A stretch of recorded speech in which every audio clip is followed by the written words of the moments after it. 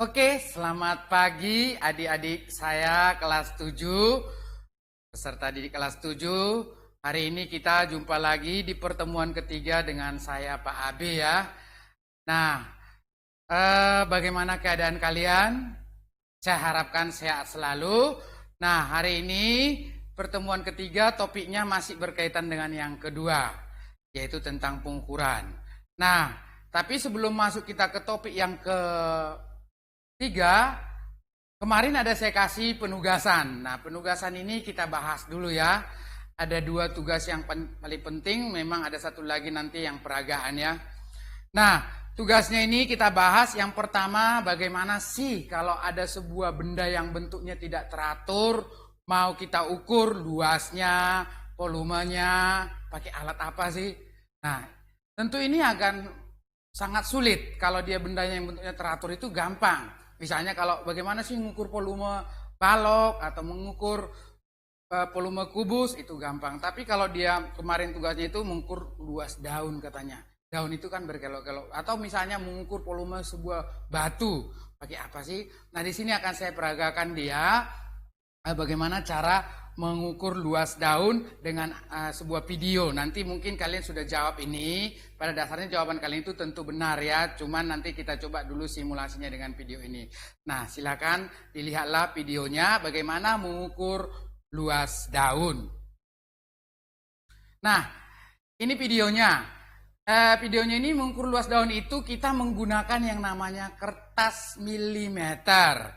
Nah, kertas milimeter ini nanti di atasnya kita letakkan sebuah daun, di mana daun itu kita letakkan, terus kita cocokkan dengan kotak-kotak yang ada pada kertas milimeter.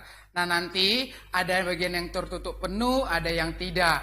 Nah, yang tidak itu kita hitung separoh, ada yang seperempat kita gabungkan. Sehingga setelah kita hitung kotak-kotak yang penuh dan kita gabungkan yang separoh, maka bisa kita tentukan berapa sih luas daun.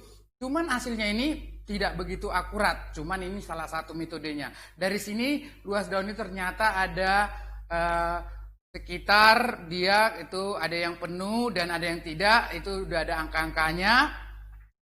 Dia itu sekitar 22 kotak dia ya, 22 kotak dia kalau kita hitung. Nah, kalau satu kotak itu dia 1 cm persegi berarti luasnya 22 cm persegi. Itu metode mengukur luas daun.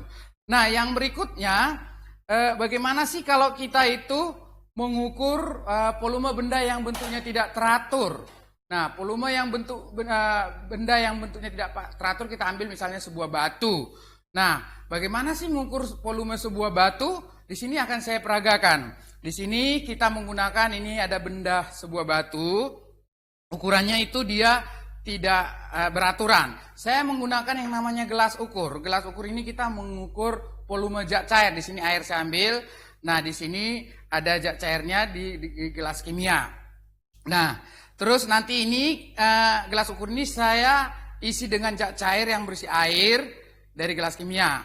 Nah, misalnya caranya nanti seperti ini ya, menuangkannya, peragaannya. Terus misalnya saya kasih volume air ini dia di sini 150 mili ya, volume air mula-mula. Volume mula-mula air itu 150. Nah, bisa enggak lebih atau kurang? Bisa aja ya. Nah, itu tergantung kita. Cuman nanti caranya nanti harus benar-benar penglihatan volume air itu harus benar-benar. Nah, misalnya ini 150 ya. Ini volume air 150 di sini. Nah, kita bisa melihatnya, kita letakkan di atas meja. Terus atau kita buat di bidang yang datar gini. Kita melihatnya secara datar gini. Ini pas 150. Berarti kita isi air dengan gelas ukur dengan air volumenya 150. Jadi misalnya mengukur volume batu, volume benda yang bentuknya tidak teratur, volume batu. Berarti pertama saya isi gelas ukur dengan air, berarti volume mula-mula air. P1 tadi 150 ml satuannya ya. Nah, setelah itu saya ambil batu yang bentuknya tidak teratur. Nah, ini saya masukkan ke dalam gelas kimia. Masukkannya harus seperti ini supaya jangan nyemprot airnya.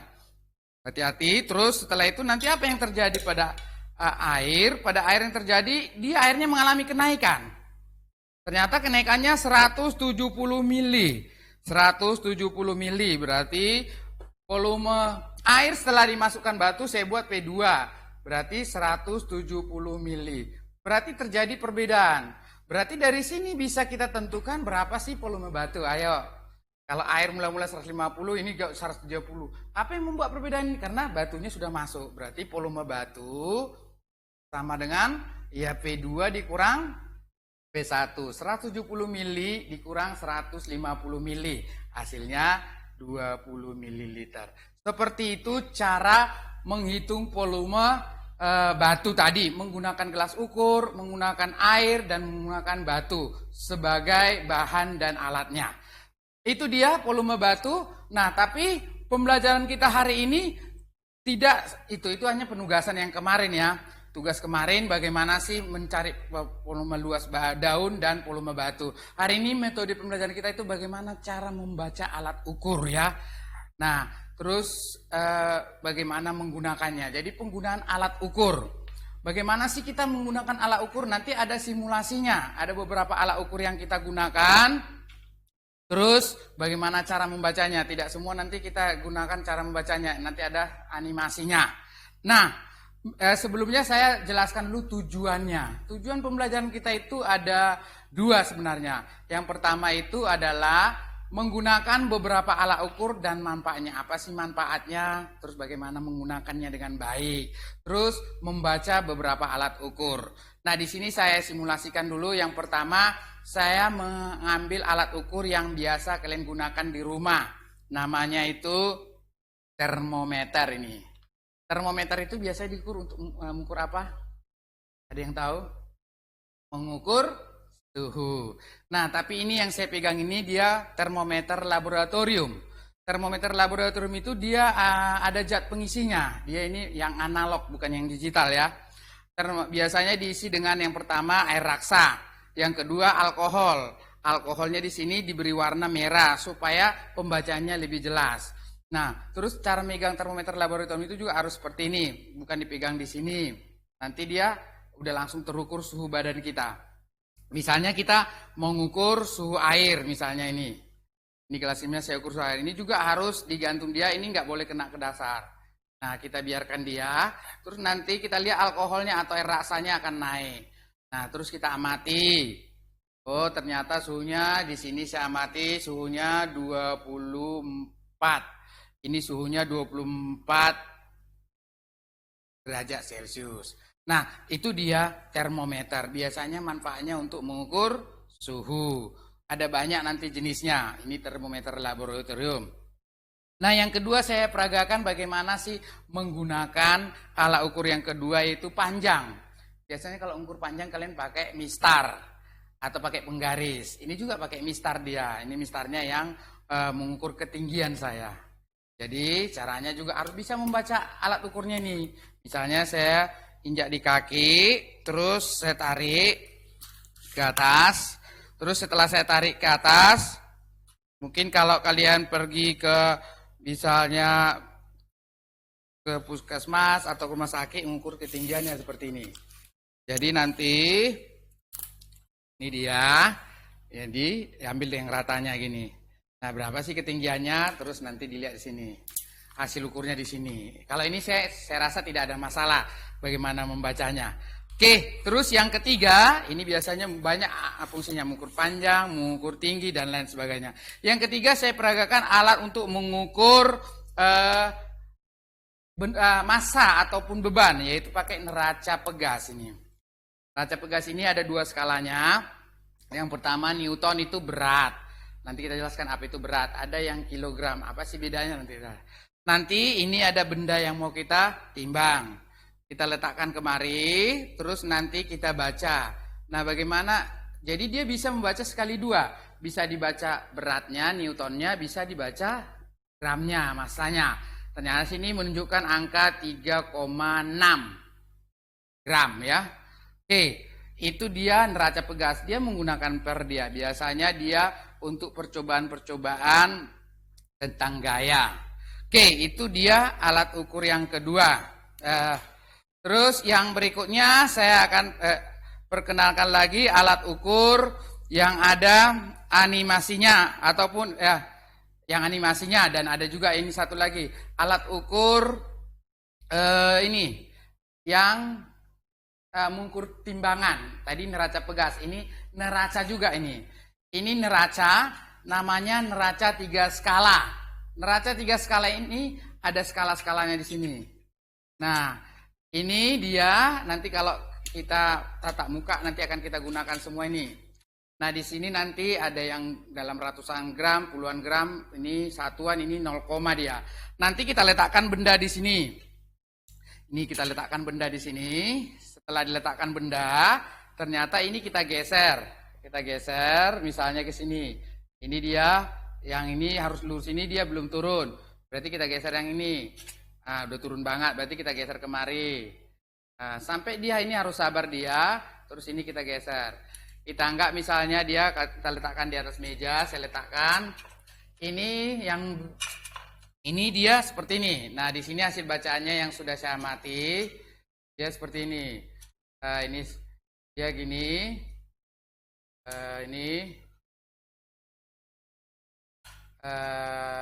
Seperti ini.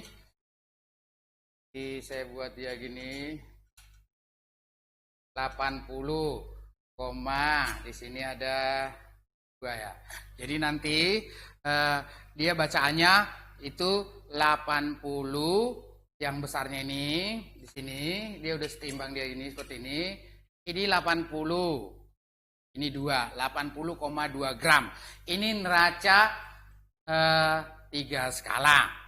Nah, yang berikutnya saya akan memperagakan alat ukur panjang yang lainnya. Kalau kalian disuruh mengukur misalnya diameter baut ataupun diameter pipa ataupun yang lainnya, tentu kalau pakai penggaris atau mistar dia itu sangat susah.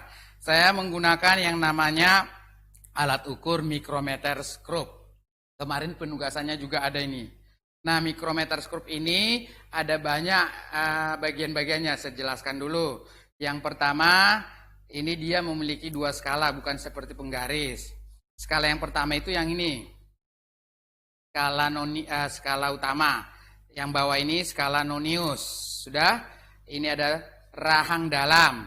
Rahang dalam yang ini kemari, ini rahang luar. Dan ini tangkai besi. Jadi nanti untuk apa fungsinya? Kalau dia rahang dalam, yang ini fungsinya untuk mengukur diameter luar. Ini seperti grafiknya ini. Diameternya ini. Kalau dia mengukur diameter dalam pakai rahang luar. Seperti ini.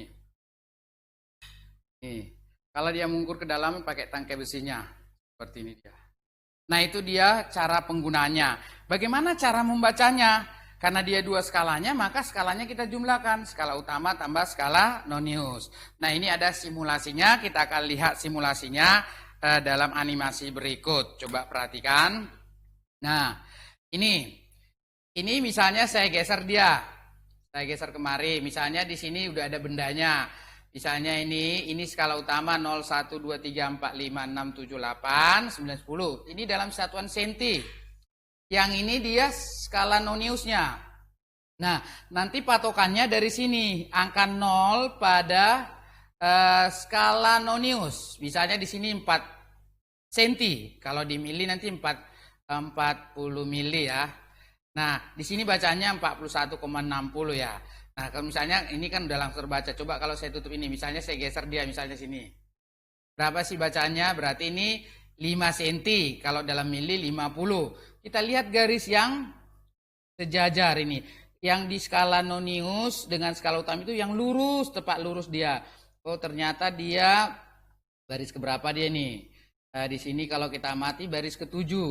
Berarti nanti bacaan skala utamanya ini kalau kita lihat, ini 5 bacaan utamanya 5 cm, terus skala noniusnya ini baris ke-7, sehingga bacaannya berapa? 50, ada ini 7 dan 5 sini ya. Berarti skala utamanya 50 cm lebih, yang ini angka nolnya. Terus yang ini garis tepat lurus itu dia 7. Garis ke-7 ini. 7 ini 5 ya. Berarti kalau kita tulis seperti di papan tulis, pembahasannya seperti ini. Misalnya jangka sorong. Jangka sorong.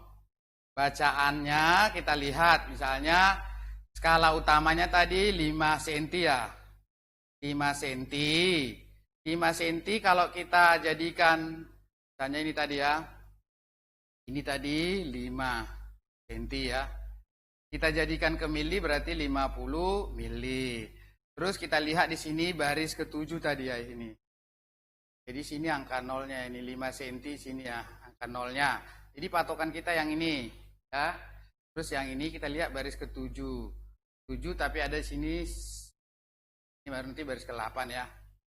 Jadi ini udah tepat lurus 75.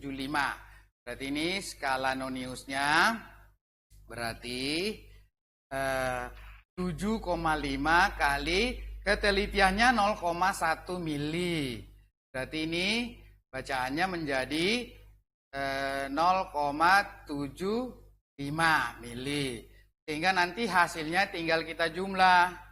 Hasilnya berarti skala utama 50 cm 50 mili ditambah 0,75 berarti 50 ini dijumlah 0,75 mm. Seperti itu dia cara membaca jangka sorong. Skala utama tambah skala nonius. Skala utama dari angka nolnya ini 5 cm lewat dikit. Skala noniusnya dari garis yang lurus ini 7. Terus ini ada berpasangan dia 5. Nanti dia dilihat dari nolnya ini. Seperti itu dia cara membaca jangka sorong. Nah yang berikutnya saya akan jelaskan alat ukur yang lain yang pakai animasi, yaitu micrometer screw. Micrometer screw ini juga memiliki 2 skala. Ada yang namanya skala utamanya itu ini dia ada skala putar namanya ini. Nanti biasanya ini mengukur benda-benda yang sangat tipis ketebalannya. Nanti dijepit dia ketebalan di sini. Jepit di sini. Misalnya mengukur kertas, atau di sini mengukur misalnya ini. Ini kan bisa diukur ini. Tinggal nanti dijepit. Setelah dijepit nanti dikunci dia di sini. Kunci, ini dikunci, terus dibaca. Nah, bagaimana cara membacanya? Ini mikrometer ya. Kita lihat animasinya berikut. Seperti ini cara membacanya. Nah, di sini. Nah, ini tadi skala putar namanya. Ini bisa kita putar-putar. Nah, ini. Misalnya saya letakkan benda di sini. Benda yang tipis ya. Misalnya di sini dia ada bacaannya. Jadi nanti ini skala utama 0, 1, ini 0,5. Nah, kalau saya putar lagi, misalnya ini, nah ini, misalnya ini 1 mili, 2 mili, ini berarti 0,5 yang ini 1, ini 1,5, ini 2. Nah, berarti itu skala utamanya. Misalnya ini bacaannya, ini saya ambil gini bendanya yang mau diukur itu dia seperti ini. Nah ini dia kelihatan ya. Berarti ini saya paskan dia. Terus setelah dipaskan ini dikunci. Nah ini dikunci ya. Nah terus dikunci.